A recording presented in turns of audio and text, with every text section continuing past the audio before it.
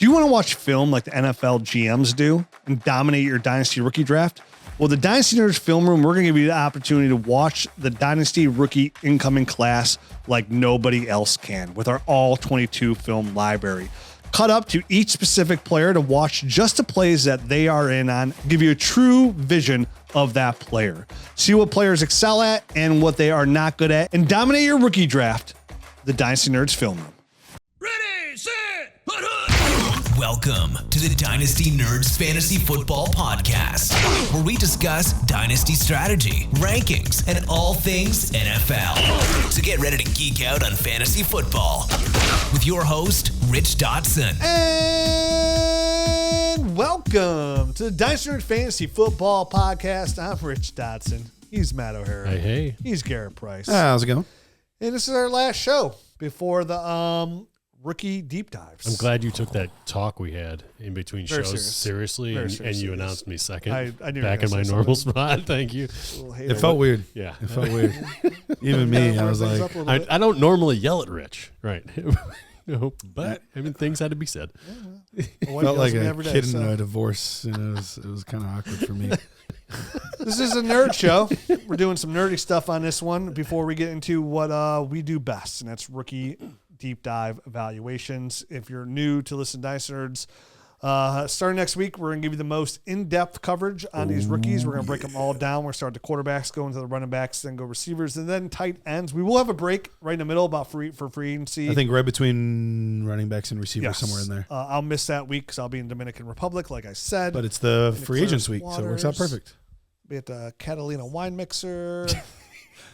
Catalina wine mix. Listen, I've been to Catalina Island. It's beautiful. I was there with Alex Rodriguez. Wow. He's gonna be toasting those cheeks. Me and A-Rod were in the Catalina Island at the same time. Me too. Not hanging out, but we were there. I saw But it. in spirit, you were. It's a small island. Catalina Kind of, like wine mix. we were neighbors. Yeah. No, I Kobayashi. didn't drink any wine. Had some margaritas. I feel like you missed a real opportunity there. I probably You didn't go to a single wine mixer while you were there. You know how many pictures I would have taken? Oh my gosh. I took pictures in the water. many. I would have been At a wine mixer. I would have been drinking wine with a sign that said Catalina Island right behind Right? it. I mean, Listen, that's I what haven't you're seen missing. a lot of waters. Photoshop Will Ferrell in there. I've seen a lot of waters. But the Caribbean, Dominican, Catalina Island, Dude. those waters are the most clearest, beautiful water I've ever seen in my entire life. Putacana. Ooh. Very nice. Very nice. Very nice. So, Like a bad of mine. yeah, we're going to break down the rookies, get into it, and we're going to leave you coming away very, very informed. If we've been doing this podcast now for 11 years, this will be our 11th year of covering the rookies. I would challenge anybody to go back over the last 11 years and listen to our rookie breakdowns and find somebody that is going to do it better.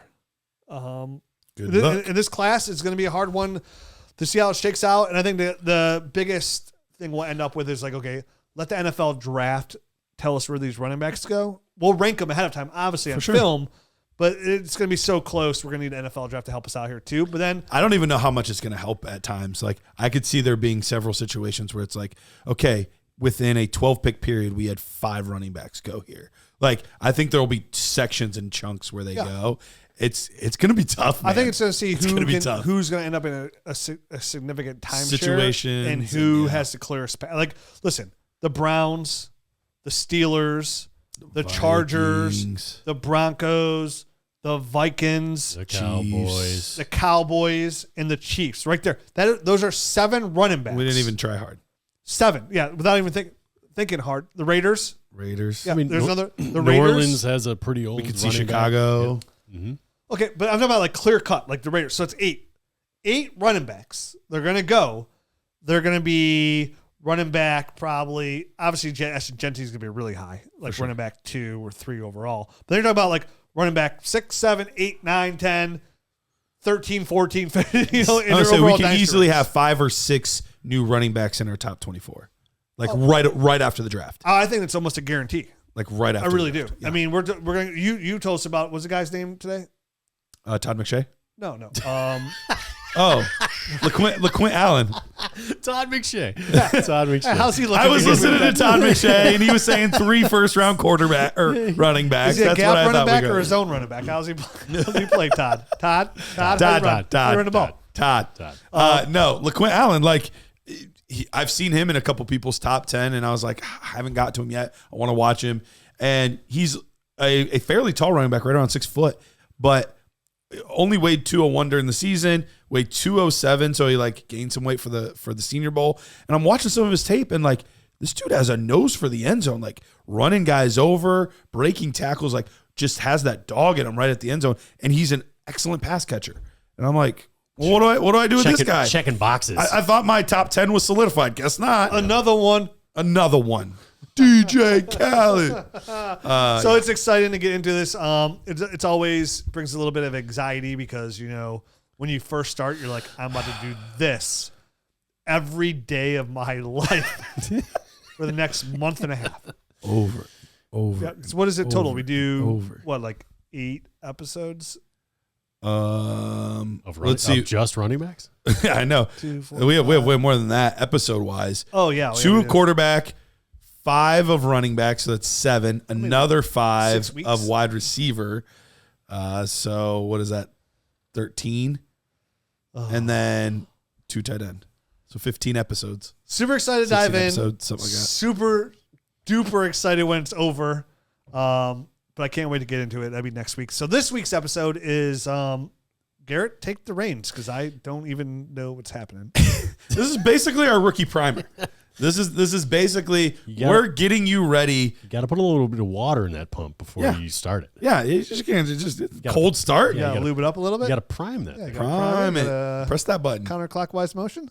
If you say so. That's the way I do it. So we're revisiting a couple things that we did as far as some of our analytical studies, but we also just wanted to give kind of a general preview of what to expect on this class. So we've already been talking about the running back class a little bit.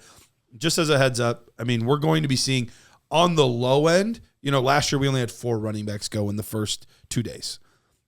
Worst case scenario, we're looking at 7. Very worst case. So we're like practically doubling. Worst case, we could see as many as 13, 14 running backs. Again, I saw a mock today. I think it was Daniel Jeremiah, but don't quote me on that. It came out today. 3 running backs in the first round. Genty, Mario and Hampton, and Trevion Henderson. I think they had Henderson to the Bills. Okay. And they had Hampton to the Chargers. And I think Genty either the Cowboys or the Broncos or one of those. Yeah. So we've got a very strong running back class. We've got a very strong tight end class. Guys like Tyler Warren, Colston Loveland, locks to be first rounders. Harold Fannin, number 1 numbers guy. Yeah, he had 1,500 yards at Bowling Green, which was absurd. We're starting to see some guys like Elijah Aurora really moving up people's boards. We've got Gunnar Helm out of Texas. Gunnar Helm, Mason Taylor, which is the son of Jason Taylor. Yeah, out of LSU. LSU. He's actually pretty good too. Yeah, very tight end, good tight end class. Rumored he might even sneak at the end of the first round, but pretty much a lock for Did round not know 2. he was Jason Taylor's son. Jason Taylor's son, yeah, Hall of Famer. Yeah, dude's a baller. Yeah, he was. Who's Jason Taylor, the linebacker that played? Linebacker / defensive end for Miami. Yeah, bald, No, but clean shaven. his wife is sisters with whoever that who was the middle linebacker that played for Miami at that same time. Oh, Zach Thomas? Zach Thomas. Yeah. Oh, really? So he is, that's some bloodlines. Yeah, he's Zach Thomas's nephew and Jason Taylor's son. That's some bloodlines. Yeah. So he's got some NFL in him. Meanwhile, here I am He kind of has to get drafted by the Dolphins now. on the bloodline of a stub toe gone wrong. So 2 very strong classes. Wide receiver, it's not – we've been spoiled with the past few classes. Very spoiled. So it's like not our father's Jason Taylor and our mother is the brother of Zach Thomas. Spoiled, Exactly. yeah. Exactly. Bronny James Jr. spoiled. Exactly. So we're not getting quite those classes, but it's not a bad wide receiver class. Especially we're probably going to get 4, depending on how you classify Travis Hunter, 5 wide receivers in the first round. So The fact that he's going to the combine as a cornerback tells me my original perception. He's off my board. I think so as well. I am not in this class. I am not wasting a first round pick on Travis Hunter. No, definitely not a first round pick. Well, we're gonna wait till after the combine. Let's see what he actually does for the wide receiver. You know what I mean? The workout for the wide receivers. Let's see the original take. Yeah. How does he get announced? How does it get announced? That's what it's going to be. That's going to be a big part of it. So wide receiver's not bad, but definitely not as good as the past few years. Really what it's going to come down to the big deciding factor in this class is going to be quarterback. We've got 2 guys that are locks for first round, most likely both top 10 picks in Cam Ward and Shedeur Sanders. But you've got a lot of other interesting names. Who pans out, who doesn't? I've heard as many as 4 or 5 guys go in rounds 2 and 3. So it'll be really interesting to see how those guys work out. We're looking at Jackson Dart. I'm hearing Tyler Shuck really moving up people's boards. Jalen Milroe, very toolsy, but very risky. Will Howard potentially in that mix. Quinn Ewers in that mix. So it's going to be a really interesting. We're not going to get the first round we got last year with 6 quarterbacks in the first round. Best class of all time it's going to end up being. It's definitely the only thing it's missing is they didn't have the running back production. That's the only thing that class is missing. But boy, do we get to make up for it. We get to make up for it in this year's Every class. NFL scout that I trust, that I've been using for 20 years now, that I follow, some have come and some have gone, but like that I really trust. Every week, wow, I just 15 guys that will be starters. Like I see that consistent, like the numbers right around 15 of guys that they believe could be like NFL starters day one. The draftable grades, like I said, I was listening to McShay's podcast on the way here. Draftable grades on running backs, I think he had 32 draftable running backs, which most classes you're only getting like 20-ish or so drafted. Yeah. He got 32 draftable grades. So every team's going to come away with one of them. And it said we named 8 teams. I'm sure we haven't dive into it. 8 teams off the rip that are instantly running back ones that you want. So with all that, armed with that information, let's dig into some of the numbers. So one of the big things that we want to hit on here is the rookie pick hit rates.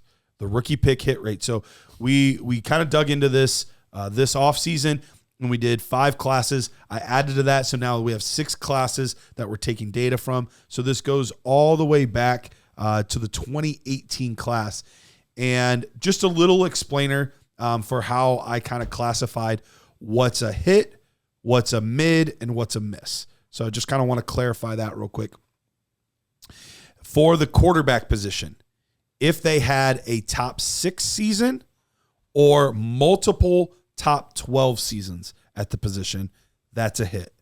At running back, if they had a top 12 season or multiple top 24 seasons. Same thing with wide receiver, 1 top 12 season or multiple top 24 seasons, so 2 wide receivers, 2 seasons.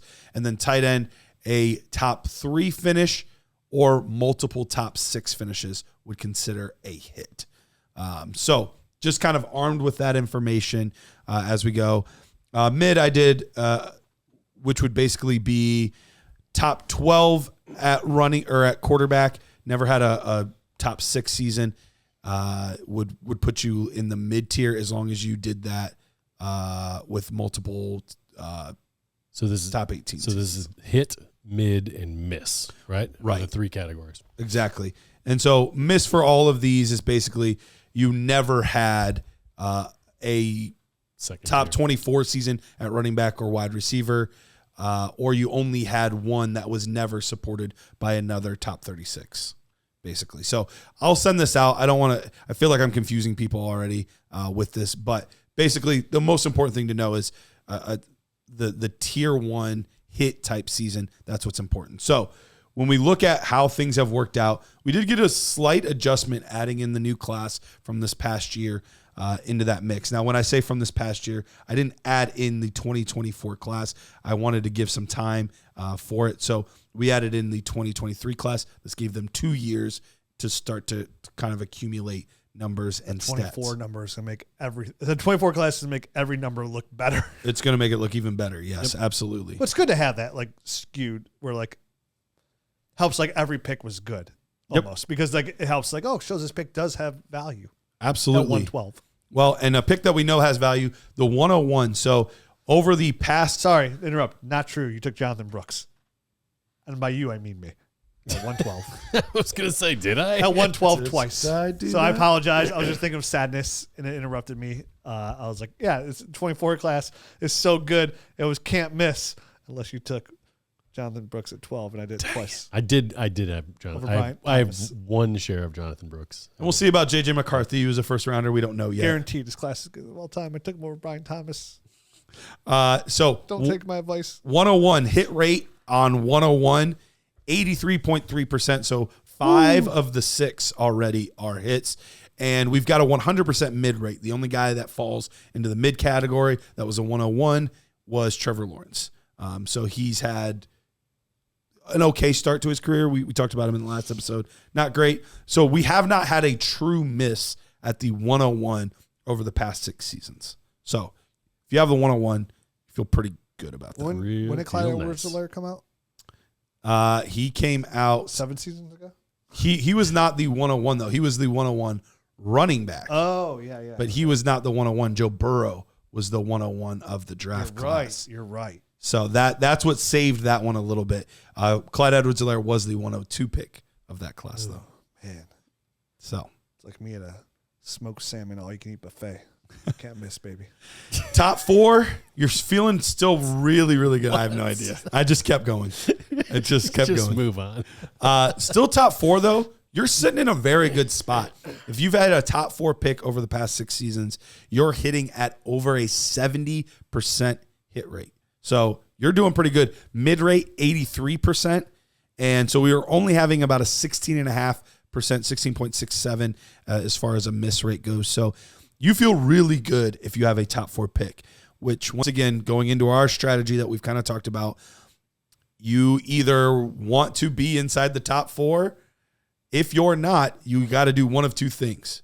Trade back and acquire multiple assets, give you a better chance to hit with multiple items, or figure out a way to get inside that top 4, because what we've seen over the past few years is that number drops drastically. In fact, this looks ugly. Almost in half in the 105 to 108 range. And it actually got better. It was at 25%. We had a couple guys tear up. The 2023 class helped a little bit, but still we're only at a 37.5% hit rate for players 105 to 108. 109 to 112 dipped a little bit. It was at 50%. Dipped a little bit down to 45%. So basically what we're looking at is a little over a 40% hit rate after pick 4. So 4 through 12. 4 through 12, yes. So if you're in that range, it's not a great range to be in. So for me, what this tells me, at least the historical data over the past 6 years, is if I have like pick 106, 107, something like that, what I want to do is I either want to trade and try to get inside that top 4, or I'm trading down, can I get 111 and 201 to give me multiple shots at this, as opposed to just one shot that's below a 50% you say that, and hit then all of a rate. sudden you're like at 107 and Quinshawn Junkins on the board, and you're like, I ain't going nowhere. I know, it's tough. It's so easy to say that, but like when you're sitting at 106 and 107, you're like, Oh, this guy's way better. This is Justin. Yeah, I know those numbers, but listen here, buddy. I'm part of the 37%. By the way, the Justin Jefferson, he was in the 109 to 112 range. I'm part of the 45%. Why? Because I listen to the Dynasty. There you go. This is ADP, right? This is off of their rookie ADP. I would love that. Again, I know. I think I said this last time. I would love to know the standard numbers off ADP, and then what our final rankings were, and what the same numbers hit rates were. I think we did mention that. I should go back and try to look and find that. Do that last in the same quote. Text me and remind me. I don't remember everything you say on the show. I'll forget this 1 hour after you leave. Exactly. How did you expect me to remember? I have the worst short-term memory. You got to be better than him, Garrett. God. Better than this. But it is fun to go to kind of look through all the old ADP and see exactly where guys were drafted and stuff like that. When you're like, oh man, I could have had Lamar Jackson at 107, but instead I got Rashad Penny at 108.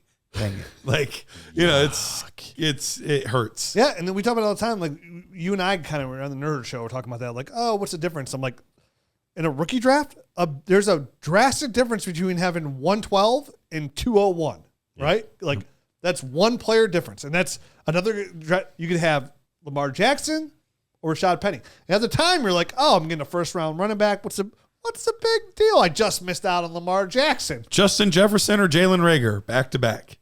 Back-to-back. And Jalen Reagor went ahead of Justin Jefferson, didn't he? In some drafts. And in the actual ADP, Justin Jefferson was 111, Jalen Reagor was 112. But still. How different does your dynasty team look after that?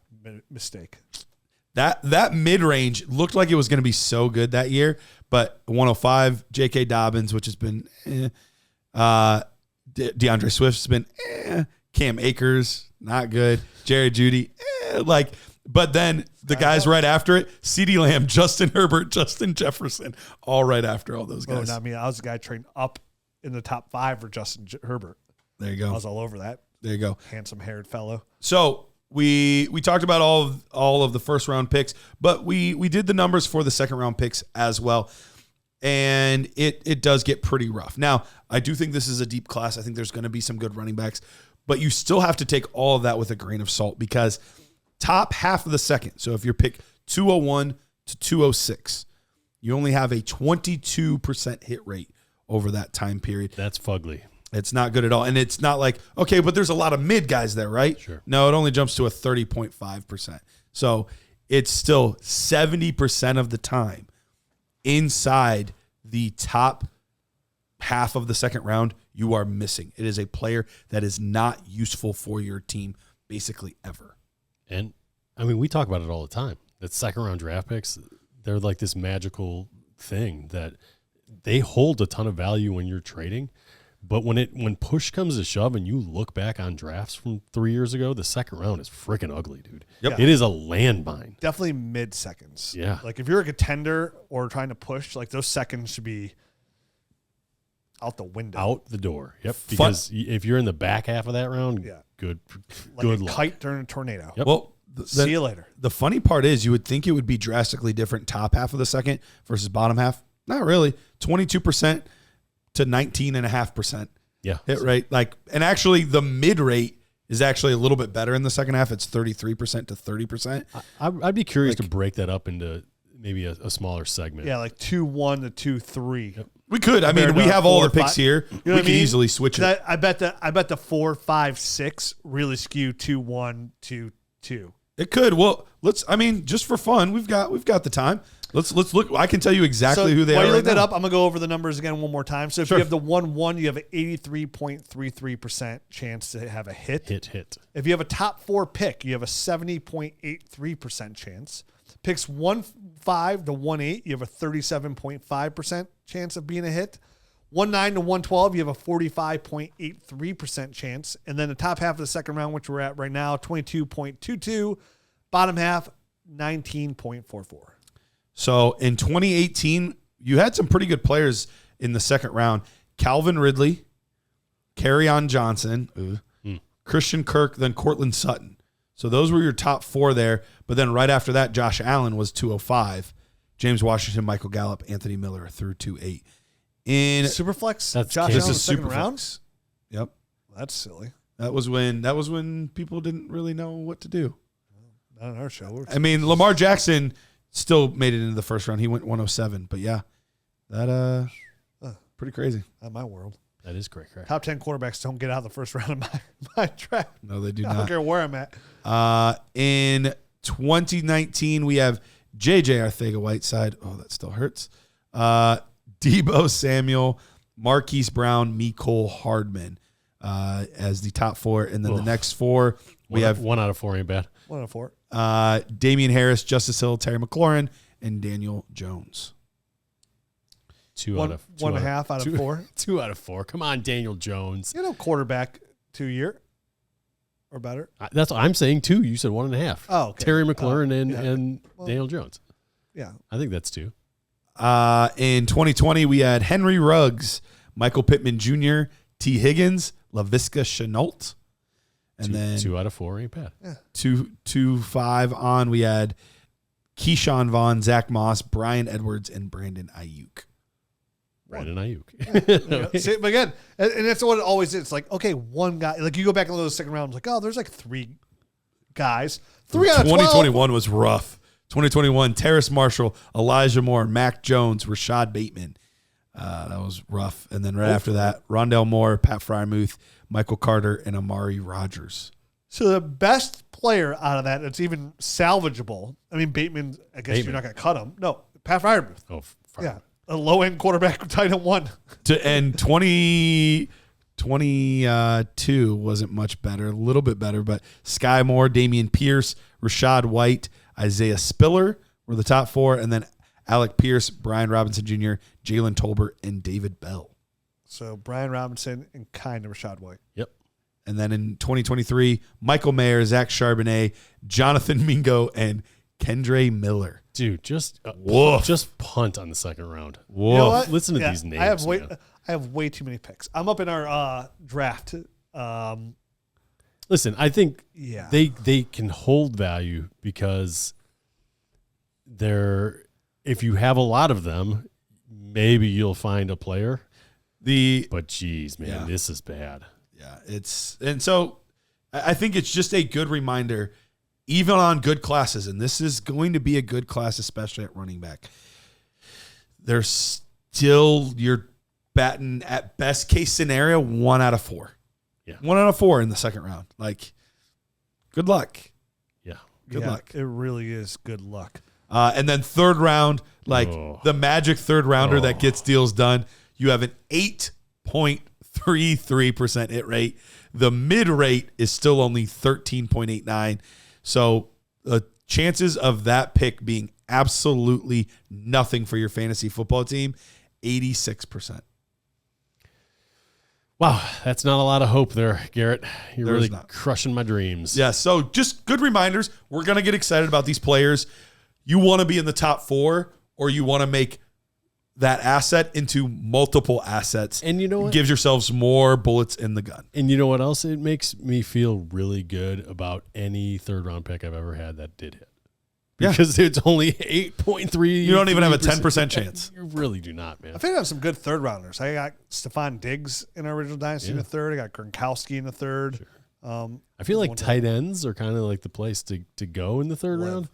Because I feel like you could get like a Jake Ferguson type of guy easily in the third round, and then all of a sudden he's a guy that pops in as a top 8 type of guy, and can live there for a few years, and then he's replaced by another guy. You know what I mean? And this goes back to my theory of like how I play dynasty fantasy football, and like honestly, like out of the 11 years of doing the show, kind of like where we've always gone a little bit left, where other teams go, other like sites and analysts go right, is like we've always been big proponents of trade and draft capital for proven assets, and definitely like where that lives is like from pick 7 through 12, right? Like, so you're in the playoffs, you're a contender. Like we've always kind of said, like, listen, man, these are the picks you want to move and get proven guys, and guys that like a lot of times you're not getting like Aaron Rodgers. You can get guys that got 3 more years, and 3 more years. If you're getting like wide receiver 1, running back 1 numbers, like the Joe Mixons or Terry McLaurin can give you now. And that is a huge, massive hit when you're looking at about a 29 to 30% chance, somewhere right around there, of this player being a hit, right? And you're a contender, and that hit rate is like being sometime fit in that category. It doesn't mean right away, Right. Like when you get to that range of 7 through 12, and you're a playoff team, a true playoff team in your league, you want that immediate proven asset. You don't have these championship windows are small, so you don't have time to see how this rookie really wants to pay out. Now, could have hit the ground running and be a stud like a Brian Thomas this year, a Ladd McConkey this year, of course. But you have to remember, when people want to throw that in your face, those are outliers more than not. Definitely the 24 class. Like this last class, throw out the window. It's a magic unicorn class, right? Kind of going back to the Christian McCaffrey class. Like those are like 2017, I think. Yeah, Leonard Fournette, Joe Mixon, Kareem Hunt, Alvin Kamara. 2017, 2024 unicorn classes. But for the most part, and those are going to skew those numbers too. So you got to remember, like, those big time classes are going to skew these numbers a little bit as well. Like, you're much better off of moving those picks and getting a proven player on your roster. Give up that first, and more so, like Matt said, like, these off my roster. A lot of times when people are like iffy on just a first round pick for a player, throwing in your second and throwing in your third. Like, hey, dude, I'm gonna give you my first, my second, and a third.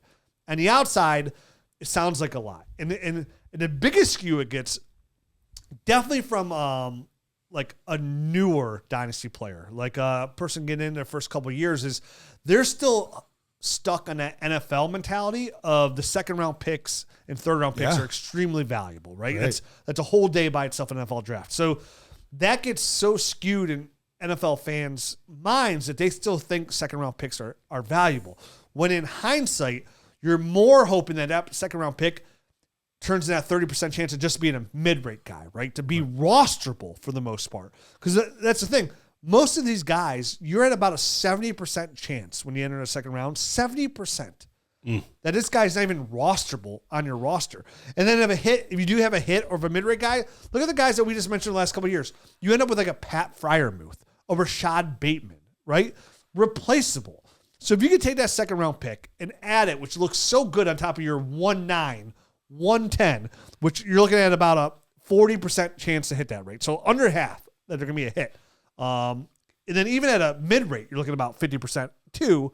To get like a true stud player for where you're at, which again, a playoff team is where it's at. That's the correct move to make all the time. 100% of the time, that's what you should be doing. And that's how I live and die with my dynasty teams. Now, when your team's getting older, you want to stay kind of like in that range, like not trading away future draft picks. But when you enter that draft room and everybody's got rookie fever, it's a perfect time to trade those players for the older, proven guys. Again, I'll take 2 years of Terry McLaurin being a wide receiver 1 when I'm a wide receiver away from being a championship caliber team. And just because I have CeeDee Lamb and Amon-Ra St. Brown doesn't mean, I don't have to worry about it because I have those two. No, I'm trying to win a championship. So give me Terry McLaurin on top of that, and it almost guarantees me. It's like add a Brock Bowers, add a Trey McBride, like add those pieces that can make a difference on your roster. It's like when you said I gave up 1-2 my first next year, and I did it immediately after our show when I made the same trade for Ashton Genty. Like, give me the proven. Give me the 1-1. We see the numbers. Yeah, that hits. Give me the difference maker. Give me the guys that are going to go in the top 2 rounds of a startup draft. Or if not, give me a guy that's going to be a high-end finisher at his position in a year. Because remember, true difference makers. There's only 12 of them, right? Every single year. And they're not all created equal. You see, tiers of, okay, we had 3 guys score over 20 points. Most of these other guys got 16, 17. Like those 3 guys were true difference makers. Fun oddity, and Matt, it does speak to what you said. That third round is a good tight end round. Over the past 6 seasons, there has been exactly 1 hit from the third round every single one of those years. Every one. But there's only been 1 every single time. So we had Mark Andrews in 2018. He was picked 311. Okay. The only player to hit in the third round. The only player to hit in the third round, 2019 at 301, was Deontay Johnson. He was the only one to hit in that class. And some of the names are hilarious. Some of them I don't even remember. In 2020, there was only 1 hit, Jordan Love in the third round. He was the only hit. In 2021, there was only 1 hit in the third round. It was Nico Collins in the third, the only guy to hit. In 2022, the only one to hit was Trey McBride, another tight end. And then in 2023, the most recent one, we had Chase Brown, the only one to hit. Third round picks. Straight 1 out of 12. And good luck finding the one. Good luck. It's amazing how much a third round pick can help get a trade done, especially during draft time. And and you'll see my teams I really do just try to focus on keep my first and second round picks. I use everything after that. It's a carnival game. We're playing. Seriously, in the third round? 1 out of 12. They're the best throw-ins, dude. There's so many trades I've got. Let me think about it. You know what, dude? Here, I'm gonna make it a little better, and I'll give you my 2025 third and my 2026. And you know what's bad? We're doing this show. We know the numbers. We compiled them ourselves, and we'll even get on the clock, and we'll see a name there in the third round and be like, I should trade something to get that. Yeah, I gotta get me a share of him. Jermaine Burton's in there. Exactly. Jermaine Burton's in there. I'm gonna move up. I'm gonna give you my second next year which again, who really gives a care? I'm giving you, hey, here's a turd for a turd. Smash them together for that sandwich. I gotta sell you guys on something. It's our friends over at my FFPC, and I'm gonna save you $25. I'm gonna give you $25 to your next Dynasty team. All you got to use the promo code NERDS when you go over to myffpc.com. Check out their orphans, what they got going on right now. You know, you can go in there and look at all these teams as first come, first serve and bid on some teams that, you know, anywhere from $100 league to a $2,000 league. And they're going to show you all of that roster, right? Like what draft picks they have, who's available. If you're good at dynasty structure, building teams, making trades, and startups not your maybe expertise, but you're really good at moving players and building teams when you're actually into a league, orphans are a really good spot for you. And maybe you just want to play in a higher stakes league, right? Like you don't have all your friends around. They only want to play $100 leagues, but you're like, dude, I want to get into a $500 league. I want to get into an $800 league. I want to play in a tri superflex league. And none of my friends only want to play in standard leagues, or, you know, up to a $2,000 league because you invested in Bitcoin. And here you are. You got money to burn it. You know, my FFPC is great for that. And not only that, they also give you the security of your dynasty league being around forever, right? Like I just saw a tweet the other day where somebody said, man, my 7-year league is folded. And like, look at this team I built. Like, what a shame. And you're just like, God, it's the worst thing ever, is like to waste your money and like you trade away picks for the future and then the future never comes. Like my FFPC has been around since 2010 and they've never had a league fold. It's protected. They have their whatever they have to do, like the pay out money. I can't remember what it's called, but like their licensing fees are a licensed game operator. So you're guaranteed to get your money. And so the upside of how many, like the price point you can get into, the security of the league, and picking out any league team that you want is such a nice avenue to have. Go over to myffpc.com. That's myffpc.com. Use that promo code NERDS. Get a free $25 off of any team you want to get in there and check them out. One of the best platforms you could possibly play for, and compatible with the Dynasty GM to get your teams uploaded. All right, so we got our numbers. Just remember that come draft time. It's something I wanted to throw in the primer. The other thing I wanted to throw in the primer was something that Matt had brought up. He was like, have we done any data on quarterback starts? How valuable is having quarterback starts? Because it seems like there's a lot of older guys coming into the league now that have played a lot more games, and it seems to be working out better. And I was like, well, let's find out. Boy, was he right. Boy, he was absolutely right. So I gave them a little bit more time. These numbers, by the way, are astonishing. Because fun. Barely do you see things like, even going through like, a third round pick, like 8%, right? Yep. We're about to hear something with the 0% hit rate, which is nuts. All right. So overall, quarterbacks that started 35 games or more versus quarterbacks that started 35 games or less. Now, I only took the first 3 rounds. I'll give you the whole number, and then I'll break it down by round. Okay? Give you the whole number first. They're from the years 2008 all the way through 2020. I gave these quarterbacks 5 years. I took their best 3 seasons. And if they averaged over 17 points a game in their best 3 seasons, we're good. Didn't have to do it your whole career, just 3 times where you got averaged. You didn't even have to hit 17, all of them. Yep. Just average 17. Your best 3 seasons. I considered that a hit, which I feel like isn't even a crazy high bar. But very, very mid, top tier of the mid. Yeah, exactly. So here's who we got.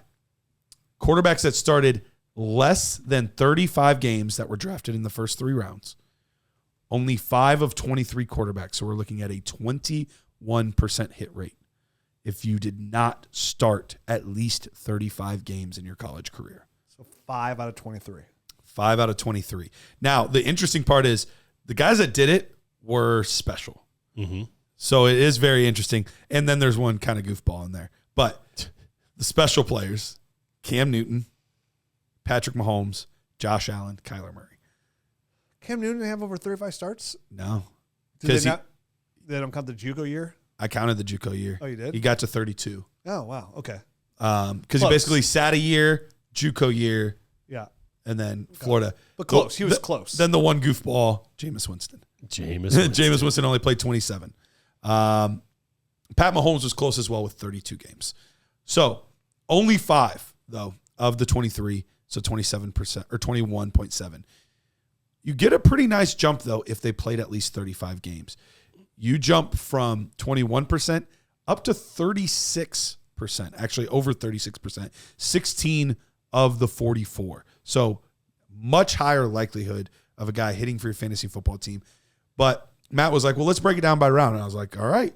So breaking it down by round, if it is a first-round quarterback that has done it, that has over 35 starts in the first round, over 50%, 52%. So if you get a now we're getting somewhere. Now we're getting somewhere. Yeah. If you have a first-round quarterback that started 35 games, your odds are more than likely that he's going to hit. And Cam Ward and Shedeur Sanders both fit that mold, correct? They both fit that mold. Actually, I'll have to go look, but I think almost all of the quarterbacks outside of Milroe fit that mold. I'll have to look for sure. Okay. But I think like all of the guys in this class that are the main names, I think all of them fit except for Milroe. Jackson Dart's a senior, so he would have hit that. Cam Ward, 38. Milroe, 38. Oh, so Milroe did hit it. Okay. Mm-hmm. He was the only one I wasn't sure about. Shedeur hit it. Will Howard, well over at 50. Let me see. Shedeur he's got 50, counting the Jackson State. Yep. He hasn't missed a game since a freshman in high school. Quinn Ewers, 37. He did make it. He did make despite only starting one game at Ohio State or playing in one game. At Ohio State, Jackson Dart, 45. Kyle McCord, 37. So, yeah, we've got a good class for that this year. Dylan Gabriel, 64. Oh, my gosh. But that number is first round.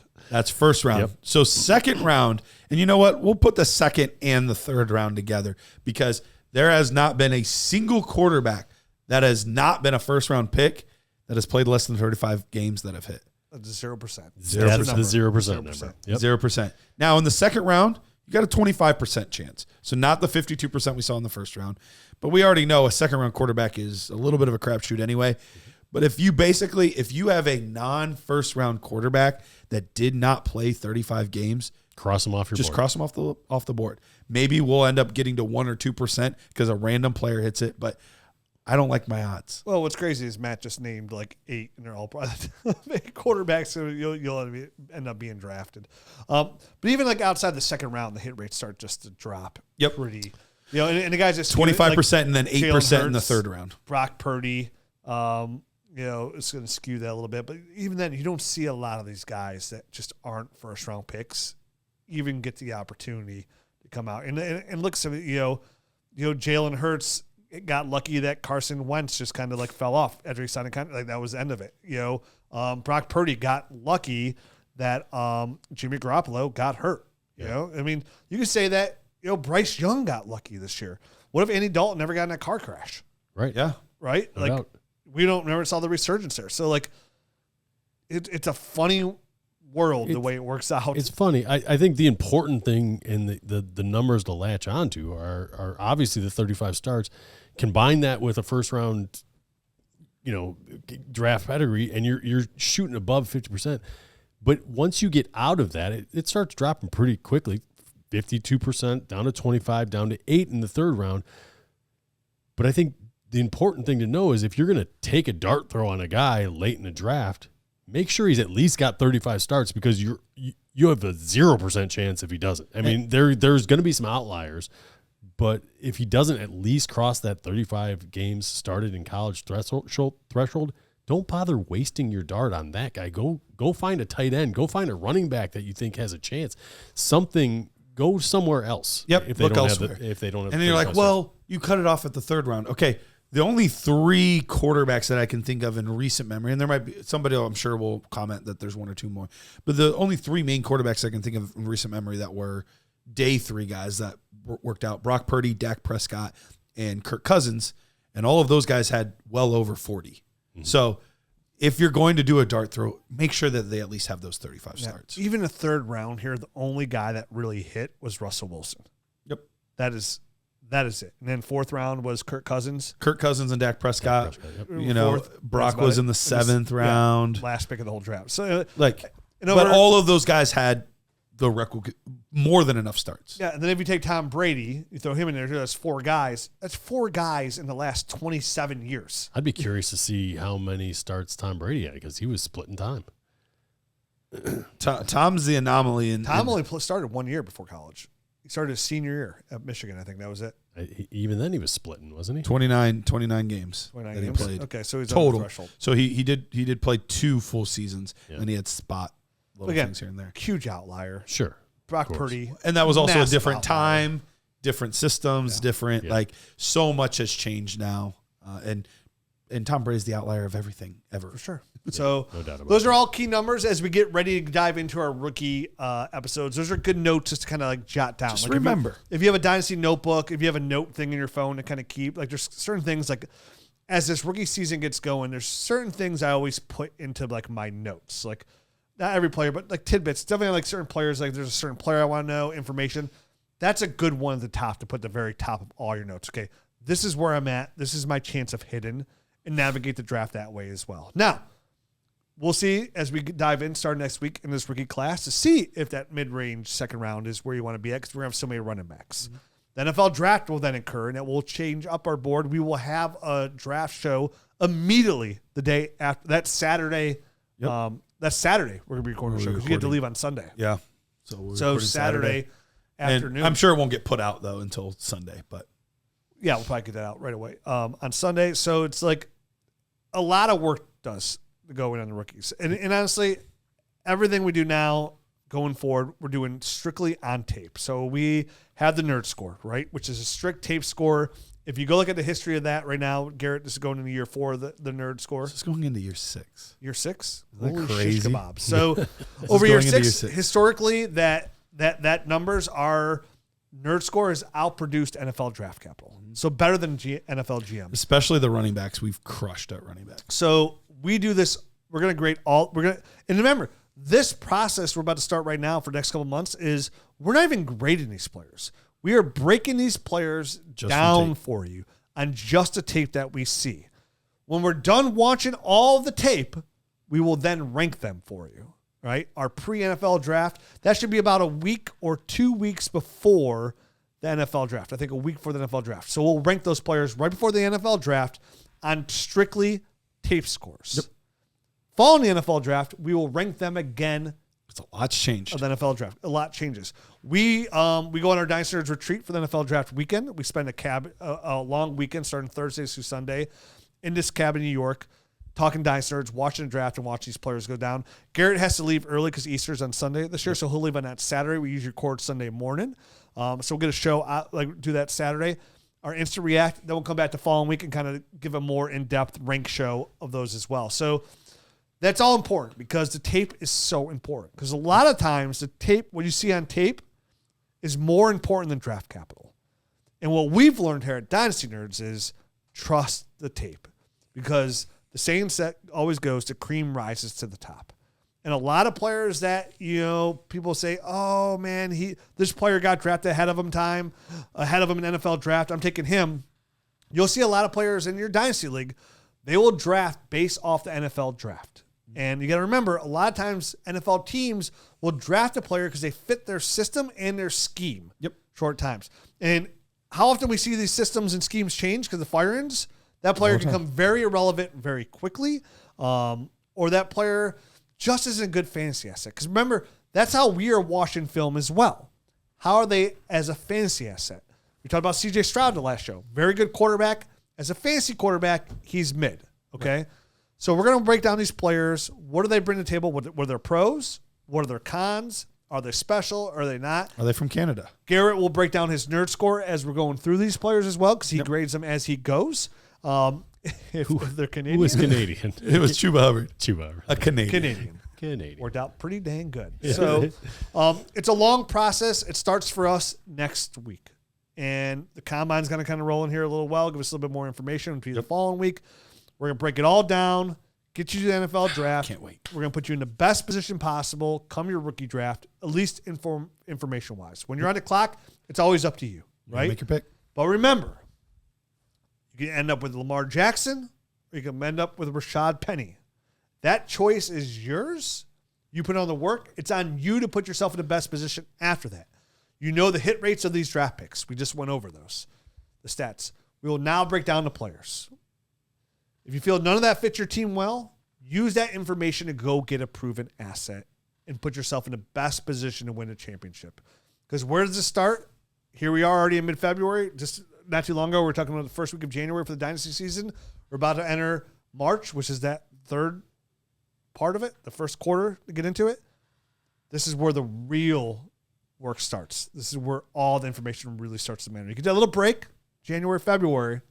Come March, put our feet to the ground. We're going to work really, really hard here to get a Dynasty Hot Boy summer. Then we're going to relax for a couple months, have a little fun, and then we're going to watch it count for real. So can't wait to get into it. Love it. Can't wait to get into the tape starting tomorrow morning. I can't wait for Dynasty Hot Boy Summer. Rich just had me ready to run through a wall. I'm pumped. Yeah. I'm excited. Let's do it. Adios. Hey, Nerd Herd, Dynasty Nerds has an incredible new offer from Underdog Fantasy for new customers. When you sign up as a new customer, you'll get a chance at their new customer free pick. But that's not all. Underdog is also offering incredible deposit bonuses. Use the promo code NERDS when you first sign up, and Underdog will give you up to $1,000 in bonus cash with your first deposit. That's right, $1,000 to kickstart your fantasy football journey. Don't miss out on this fantastic opportunity. Head over to UnderdogFantasy.com or download the Underdog app. Sign up today with promo code NERDS and start your journey to fantasy football glory today. Must be 18, 19 plus in Alabama and Nebraska, 21 plus in Massachusetts and Arizona, and present in a state where Underdog Fantasy operates. Terms apply. Concerned with your play? Call 1-800-GAMBLER or visit www.ncpgambling.org. In Arizona, call 1-800-NEXT-STEP. In New York, call 1-877-8-HOPE-NY. And in Tennessee, call 1-800-889-9789.